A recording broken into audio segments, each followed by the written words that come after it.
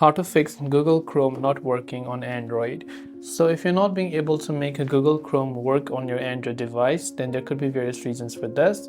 The first thing you want to start off is by checking your internet connection. If you're using Wi-Fi, you can try to switch your cellular data or vice versa. Now on Android, what we can do is we can long press the Chrome app icon, tap on this I button or the three dots option. That will take you to the app info page.